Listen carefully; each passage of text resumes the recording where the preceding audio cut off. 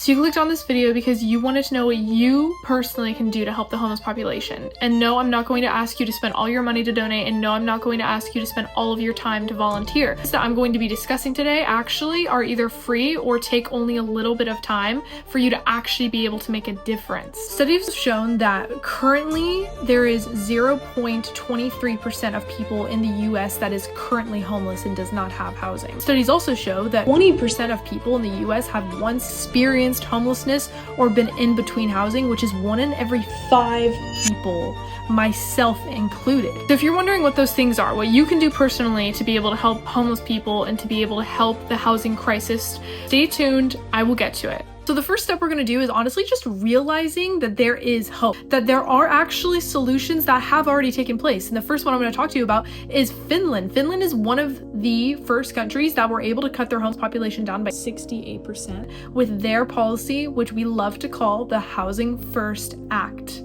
So the Housing First Act is basically a fundamental government acted policy that basically states that housing is a human right. Housing is not a privilege. Housing is not an investment. Housing is a human right. Finland did this by converting all of their current shelters into permanent housing structures in order to give people and residents that were currently staying in them a way to be able to live in them permanently. The government funded and created huge fundings to either buy housing to make them into permanent housing for the homeless or to create new units for the homeless population. The housing is without conditions. So this is not the way it is in America. In America, you are at a shelter for a certain time and the conditions go without end. You have a curfew, you have to eat at certain times, you have to wake up at certain times, you have to not be on drugs, you have to do all of these different things. There are very specific conditions, and then even then they only allow you to stay in them in this amount of time. So the housing in Finland is basically without conditions. You can be doing whatever you want, you could go out whenever you want, you could be on drugs if you'd like, and you still have a house and a place to stay. And that is a huge fundamental change versus the way that it is in America, where we believe that people don't deserve to live in a house unless they meet these conditions, unless they are sober or unless they are actively trying to get sober. We think that, well, if you're staying at a shelter, you should be trying to get sober, you should be sober, and etc. And I'm going to let you know, and I'm going to expand a little in just a second as to why this doesn't work. So then after they put them into this permanent housing, what they do is they actually give them consistent support. So they do give them addiction treatment that is optional. It's not necessary for them to stay in the house. They give them job assistance. They have social workers consistently check up on them, and they have mental health services for them. So shelters every single year in the US cost $25,000 to run, to open, to fund. And in Finland, the Housing First Act ended up only costing $12,000. Every single year, the Housing First Act costs Finland $12,000. So not only is this option people so many more resources, giving them an actual place to stay, but it's also cutting the funds that the government has to spend, therefore cutting your tax dollars. This benefits everyone. This does not just benefit the homeless. This benefits everyone. So let's get into the next step. So another thing you need to do is look up and research what is your local politicians doing about this currently? Because I guarantee you that there is someone or some policy or some act that has been implemented in your city where someone is actively trying to do this. Someone is actively trying to change. Look up your local politician, figure out who cares about this, and you need to vote those people into your local office so that you can see change happen. So there are definitely politicians who their solution to this is hostile architecture, which basically just is where they put bars between benches so that homeless people cannot sleep on them. They create spikes on the ground under bridges. It's basically just to get these people away from the public so that they can just exist somewhere else. It's not our problem. And it doesn't actually have a solution. This will never work. Hostile architecture will never, ever change the fundamental problem, nor will it ever truly be effective. If anything, it's just an incredibly cruel way to let these people who are suffering know that we don't care about you, we don't want to see you. And another thing that you can do is actually you could write a letter to a local politician. So what you can do is you could actually look up who your mayor is, and then you can research what it is that they're already doing, and then you can be able to just see what it is that they should do, or even just let them know that you actually care about this problem so that you could just apply some sort of social pressure to them. Also going to be showing you how to do so that you can do this too. We're going to make it one page because the mayors, they get letters from everyone. You want to make it short, concise, and have a very direct point. So this is a letter that I was able to incorporate, and it will be a pretty good template for you to be able to follow. So I said, "Dear Mayor and member of my city's City Council, I'm a resident of blank and a student of blank. I'm writing because I'm concerned about the housing, affordability, and homeless crisis in our community." So right off the bat, I don't tell my sob story. My name is. It's very concise. Just, I'm writing because I'm concerned about this and I want to be able to do something about it. Many people are struggling to find stable housing, and the number of people living without shelters has become increasingly visible across the city and a growing concern of mine. I understand that this is a complex issue, which is true. It is a very complex issue, right? I can't just write to them and be like, "Hey, fix this." That's not gonna work. But I believe that there are practical steps that the city can take to continue, and I hope with enough funding and the right steps, we can eradicate this issue effectively enough to reduce as much suffering as we can. Then I get why I think this is important, and then now I'm getting more into the action steps. I would encourage the city to prioritize expanding affordable housing development, streamlining approval for housing projects that include below market units, and outreach services that help people transition into permanent housing, if possible, considering converting empty buildings into housing, fund mental health and addiction outreach teams, and support rapid rehousing programs that move people from shelters to apartments. So right off the bat, I'm making it clear that I'm not just asking them to fund shelters more. I'm asking for a long-term, stable solution to actually get people off the street permanently. After doing research, studies have shown that shelters tend to be less effective at reducing the homeless population than taking an approach more similar to the Housing First Act. And then what you're going to want to do is whatever research that you have done for your own letter, you're going to want to link the article of wherever you got the information, and you're going to want to just link it in the text. You're not going to have cited sources at the very bottom. You're just going to link it right there so that they can click it if they'd like to.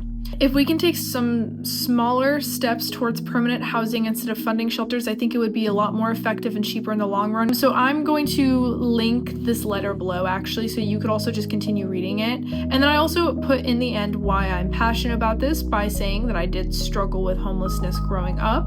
Thank you for your time and service. Sincerely, my name.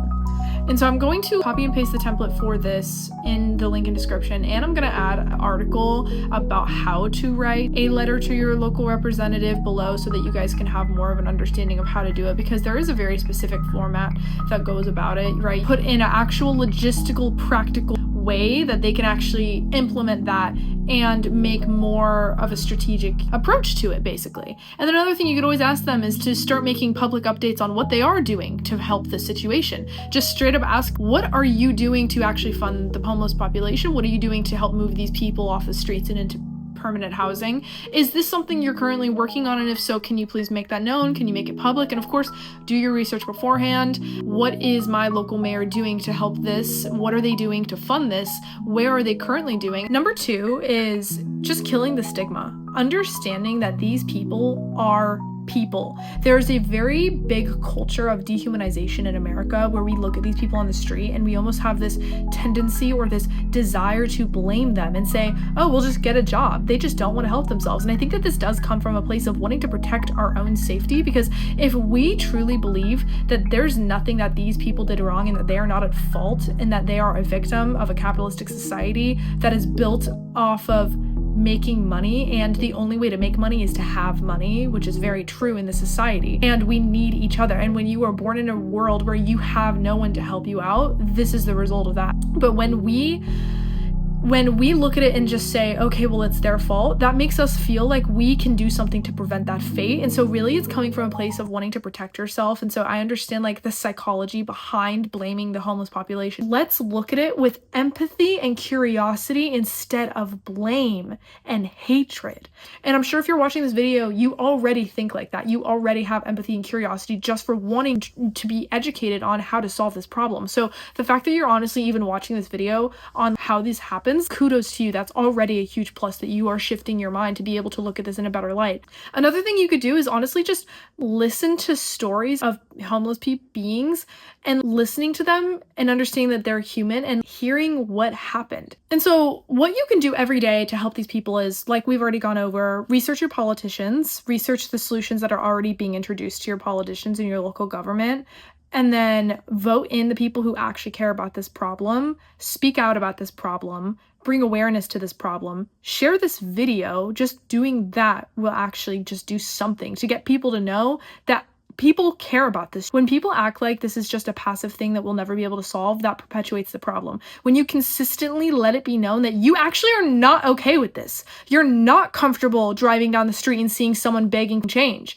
That is not acceptable. When you can just let it be known to other people that it's not acceptable, then they start to think about that too. They're like, wait, you're right. This is weird. Why are we letting this happen? That is what creates change. There have been many times in history where just one person was able to change history. Martin Luther King Jr., Abraham Lincoln, Greta Thunberg, any other person you could possibly think of, list them, whatever.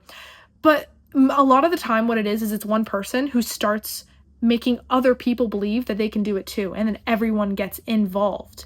That's how you can start the chain rolling. You know that you can donate to shelters. If you don't know this, you can just look up any homeless shelter near you. You could look up shelter near me and you could donate. You could either donate a meal, you could donate a bed. I think it's $50 to $100. But in this day and age, with the gas prices rising and everything going on, I'm not going to ask that of you because I know that I don't know your financial situation and I cannot expect you to be responsible for just funding everything. So I'm not necessarily going to ask that of you just because you know that you can do that. If you have the means, then obviously it's going to be the most effective way. But what can you do if you can't afford that? And let's say you're also working a full-time job. You can't afford to volunteer full-time at a homeless shelter, because that's another thing you can do that I was going to mention is you can go and you can volunteer at a homeless shelter. That is absolutely something you do if you have the time. Most of us work. Most of us can't. I'm a full-time student and I'm full-time working. That's not something I could do. So what I can do and what I'm going to be doing today is I'm going to be donating any food that I have in my cabinet that I'm not going to eat and that's left over. I can donate that to the shelter. What else I can do is I can use my media and speak out about it as a problem, which I'm doing right now, as you can see, because you're watching.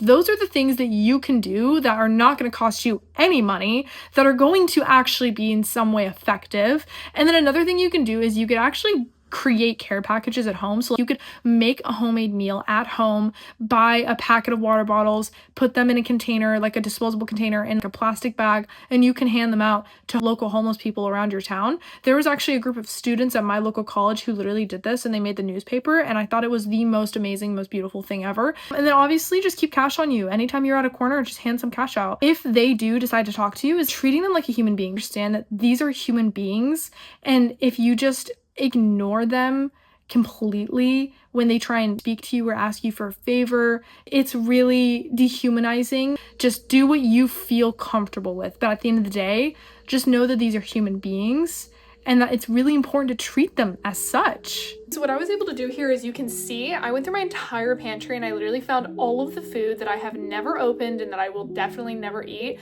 And you're probably wondering, why do you have so much food that you literally will never open and never eat? And it's because my boyfriend is gluten-free and he bought all of this food before he knew he was gluten-free, and I don't like any of them, and so they've just been sitting here. And I thought, what better way than to give it to someone who actually will eat it? So I have this just Amazon box, basically. It's kind of useless. We're just gonna go through and just make sure that all of the food that you're bringing is not opened. I would personally inquire with your shelter near you whether they take open food or not. Mine does not. So I'm going to get this. I'm literally just going to pack it in here. The director of the food department emailed me because I emailed him, right? And so he emailed back and he let me know, hey, we are accepting donations. Just let me know what food you're bringing. So that's what I'm going to do next. I'm going to make a list of everything that I'm putting in this box, and I'm going to email him back and let him know that these are some of the things that I want to bring. And then he will let me know whether they accept them. Guys, so it's me from another day. So I'm just packing up all of this stuff. I had to get rid of the box that I had all of the food in, sadly. When you donate food, you don't have to donate fully gourmet meals or anything like that. Even the littlest tiny thing will help, and it's better than nothing. Guys, I'm here. Welcome back to the Mr. Beast channel.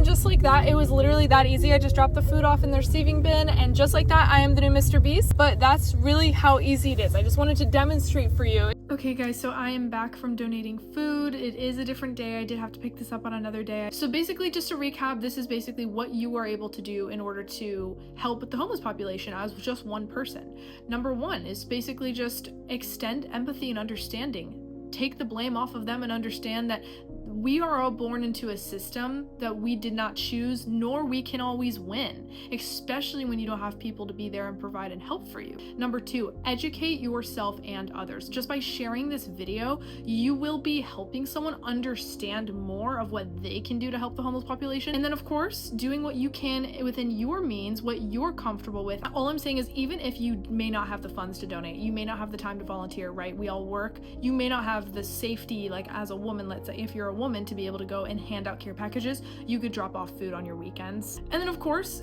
even if you don't have the extra food to donate, using your voice, writing a letter to the mayor, letting them know that you do care about this and that this is something that is important to you. Share your story. If you've experienced homelessness, if you've been homeless at some point, if you know someone who's been homeless, make a TikTok about it. Tell people how it can happen, what they could have done to help you in that situation, what you would have appreciated when you were homeless, and stuff like that. And I just want to say, like, obviously, have gratitude for where you are. And I'm not saying to rub it in anyone's face, but gratitude for where you are and truly how privileged you are is going to put so much perspective in your life. Not only will it make you more grateful, which is a great feeling to have, but it's also going to make you more empathetic. Like, wow, I do have this. I do have a house right now that I can film this in, and I have not always had that. And like, that's an incredible thing. And so just being able to acknowledge your privilege in and of itself